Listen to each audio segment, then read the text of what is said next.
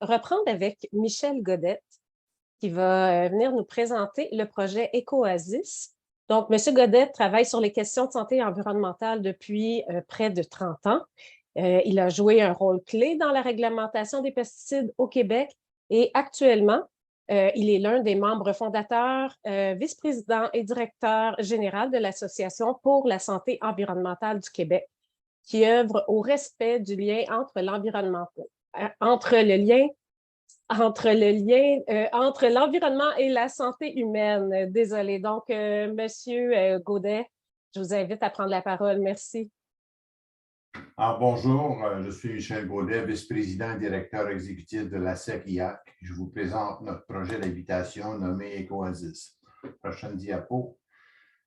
La mission d'EcoAsis est de fournir et d'exploiter des logements abordables et sains, ainsi que des installations annexes exclusivement pour les personnes de tout âge atteintes de sensibilités chimiques multiples et disposant de revenus faibles ou modestes. Prochaine diapo. Qu'est-ce qu'un logement sain?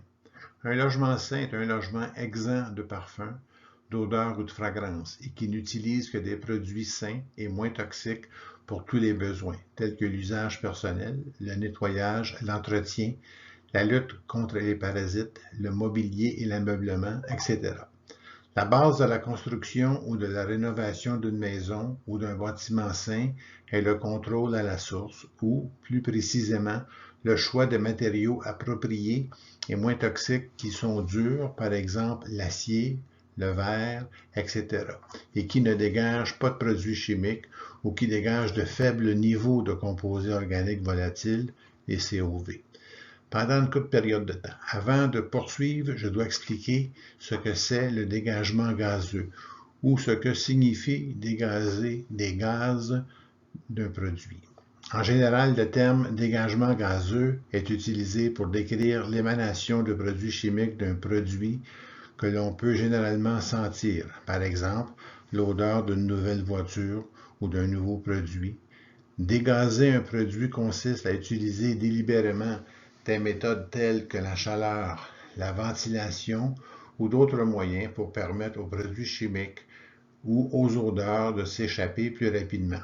Cela se fait généralement avec une bonne ventilation ou à l'extérieur de la maison, de sorte que les personnes concernées ne respirent pas les produits chimiques qui se dégagent, bien entendu, lorsque ces produits chimiques s'échappent ou dégagent des gaz, ils s'intègrent à l'environnement au sens large et peuvent être transportés vers des endroits éloignés pour affecter d'autres formes de vie ou l'environnement. Le choix du produit est donc très important.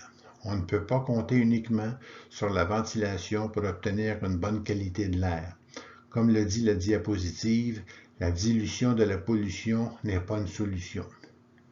Le choix des matériaux de construction est la base de la réussite d'une construction ou d'une rénovation pour les personnes atteintes de sensibilités chimiques multiples et d'autres conditions nécessitant des espaces sains. Pourquoi est-ce important?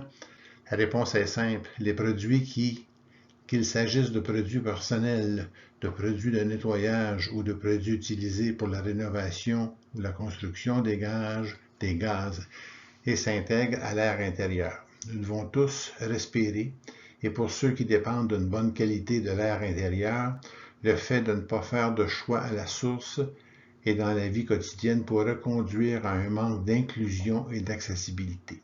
Et pour les personnes atteintes de sensibilités chimiques multiples, cela pourrait même exacerber leur handicap et leur causer d'autres préjudices. C'est pourquoi il faut choisir avec soin des matériaux durs qui ne dégagent pas de gaz et des produits dont les émissions sont extrêmement faibles, en gardant à l'esprit qu'une période de dégagement gazeux sera nécessaire avant que l'espace intérieur ne soit acceptable. Il en va de même pour les équipements introduits dans un bâtiment ou une maison, qui peuvent être recouverts de produits pétrochimiques, d'huile ou d'autres substances dégageant des COV, ou en contenir. Ces équipements doivent être nettoyés ou brûlés en dehors de l'espace de vie, généralement en les faisant fonctionner à l'extérieur du bâtiment ou de la maison, afin de permettre l'accès aux populations vulnérables et aux personnes qui ont besoin d'air pur. Il est également nécessaire d'avoir des politiques sans parfum ni fragrance, ainsi que des politiques sur les choix des produits les moins toxiques pour toutes les utilisations et applications. Cette politique sera inscrite dans notre bail afin de protéger chaque individu et le projet.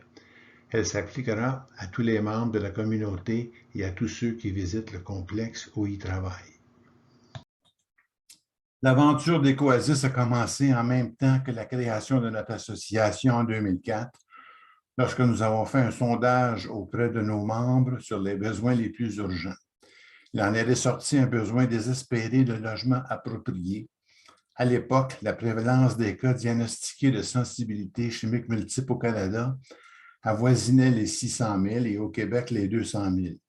Aujourd'hui, le nombre de cas diagnostiqués est de plus de 1,1 million au Canada et plus de 250 000 au Québec. Les défis à relever pour ce projet étaient de trouver la volonté politique et une zone appropriée, à l'abri de la pollution, où nous pourrions construire.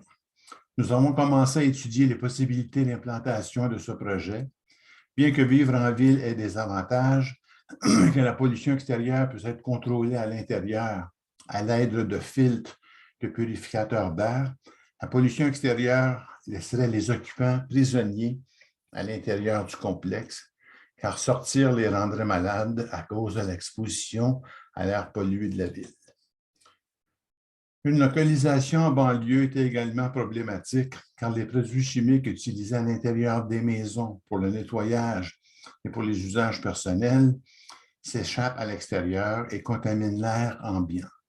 En outre, les banlieues abritent souvent des petites industries aux activités polluantes. Les pesticides provenant des terrains de golf et des exploitations agricoles ne sont pas rares. Excusez. Nous avons dû donc aller plus loin pour trouver de l'air pur. Toutefois, cela a également posé un problème, car les zones reculées ne disposent souvent d'aucune infrastructure telle que l'eau, les égouts ou l'électricité. Ces éléments augmentent le coût, mais c'est le prix à payer pour vivre en bonne santé, loin de la pollution et des activités polluantes, et pour espérer guérir de la sensibilité chimique multiple, ou mieux gérer son état de santé. En outre, la construction d'un logement avec des matériaux sains augmente le coût d'environ 30 %. Le choix d'un lieu isolé et de matériaux de construction sains a donc ajouté un défi supplémentaire en matière de financement. Prochaine diapo. Le projet a reçu un coup de pouce en termes de valeur et d'encouragement lorsqu'un particulier a gracieusement fait don à la SEC-IAC en 2011 d'un terrain de 25 acres situé dans les Laurentides. Il s'agit d'une zone boisée et exempte de sources de pollution connues. Le zonage a été complété pour le terrain et nous avons le soutien de la municipalité pour ce projet. Un financement a été identifié auprès de la Société d'habitation du Québec pour un projet de volet 3 qui fournit un soutien, une assistance et un financement supplémentaire et qui convient à une population vulnérable en situation d'itinérance, de pauvreté et d'invalidité, et auprès de la Société canadienne d'hypothèques et de logement pour un projet novateur. Des ententes avaient été conclues pour la sélection des produits avec de grandes entreprises et pour des dons supplémentaires au projet. Prochaine diapo. Ecoasis pourrait bien être un projet pilote pour les personnes atteintes de sensibilité chimique multiple, qui sont défavorisées et négligées et qui ont un besoin urgent de logement sain pour pouvoir vivre sans avoir à subir les symptômes de l'exposition aux produits chimiques que l'on trouve dans les produits d'usage courant. Le projet ne consiste pas seulement à construire des bâtiments, mais aussi à bâtir une communauté. Pourquoi c'est important? Souvent, les personnes atteintes de ce handicap ont subi de lourdes pertes dans leur vie en raison de l'impossibilité d'accéder aux soins de santé, aux services essentiels, aux lieux d'apprentissage et de culte, ainsi qu'à la communauté dans son ensemble. De nombreuses personnes atteintes de sensibilité chimique multiple ont même fait l'expérience de l'itinérance sous une forme ou une autre, en vivant par exemple dans leur voiture, sous une tente, les fenêtres ouvertes, ça même en hiver, le couchsurfing, les déménagements fréquents et le fait de vivre dans des endroits où le loyer est au-dessus de leurs moyens sont autant de formes d'itinérance. Le projet Ecoasis est une chance de reconstruire des vies et de montrer une nouvelle façon de construire notre avenir dans le respect de notre environnement, de notre flore, de notre faune, de notre santé. Nous avons déjà abordé la question de l'emplacement.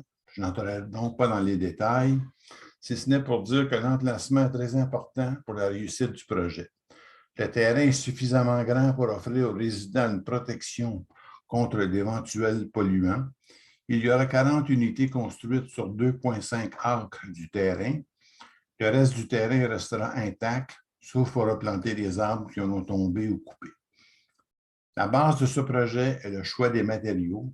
Ce processus a déjà commencé. Nous avons travaillé avec des experts et des personnes ayant une expérience vécue afin d'élaborer une liste de produits appropriés. Nous nous appuyons sur les rapports des membres qui sont atteints du handicap de la sensibilité chimique multiple et sur d'autres sources. Bien qu'il puisse y avoir une période de dégagement gazeux de produits chimiques, notre objectif est d'obtenir les produits les moins toxiques et les plus sains, non seulement pour la construction initiale, mais aussi pour d'éventuelles rénovations. La salle communautaire est essentielle à l'intégration et au renforcement du moral de la communauté. Elle permettra également d'organiser des réunions, des événements, des outils éducatifs et de réintégrer la communauté. Les événements organisés à l'intention de la communauté environnante permettront de partager des connaissances sur les modes de vie sains. Le jardinage biologique peut compléter les besoins alimentaires de la communauté et les sentiers seront un ajout bienvenu tout au long de l'année, car la communauté des personnes atteintes de sensibilité chimique multiple est toujours à la recherche d'espaces sains pour faire de l'exercice et être dans la nature, où elle n'est pas exposée aux produits utilisés par les passants, tels que les parfums ou d'autres produits, tels que les insectifuges qui provoquent des symptômes. Nous travaillons actuellement à l'élaboration d'un plan de recherche visant à reproduire ce projet dans tout le Canada. Plus d'1 million de personnes sont diagnostiquées avec ce handicap et le logement est un besoin urgent et un droit fondamental. Prochaine diapo. Alors, pourquoi l'Ecoasis doit être abordable? Si vous prenez soin des plus faibles d'entre nous, vous prendrez soin de tout le monde. Découvrons un peu mieux la communauté des personnes atteintes de sensibilité chimique multiple selon les données de l'enquête sur la santé dans les collectivités canadiennes, soit Statistique Canada, en 2015-2016. 41% des Canadiens atteints de sensibilité chimique multiple ne peuvent pas travailler, contre 24% dans la population générale. 34% des personnes atteintes de sensibilité chimique multiple titulaires d'un diplôme d'études postsecondaires ou universitaires ne travaillent pas, comparativement à 18% de la population générale. En outre, 50% des femmes atteintes de sensibilité chimique multiple ayant un diplôme similaire ne travaillent pas. Les personnes atteintes de sensibilité chimique multiple sont plus susceptibles de connaître la pauvreté. Par exemple, 26% des personnes atteintes de sensibilité chimique multiple gagnent moins de 20 000 et parmi les 41% des personnes atteintes de cette sensibilité qui ne peuvent pas travailler, 65% gagnent moins de 20 000 Le pourcentage de personnes atteintes de sensibilité chimique multiple vivant dans la pauvreté est donc de 20% plus élevé que celui de la population générale. Prochaine diapo. Cette diapo montre l'emplacement des bâtiments sur le terrain. Il sera modifié lorsque les plans architecturaux définitifs seront réalisés. Ce que vous voyez ici, ce sont 10 bâtiments avec 4 unités individuelles par bâtiment, et un centre communautaire, des jardins biologiques et des sentiers. Le projet est basé sur des pratiques durables et comprend des principes bioclimatiques, à savoir le choix du terrain, l'énergie solaire, la direction du vent, l'orientation des bâtiments, le drainage et la protection des espaces verts.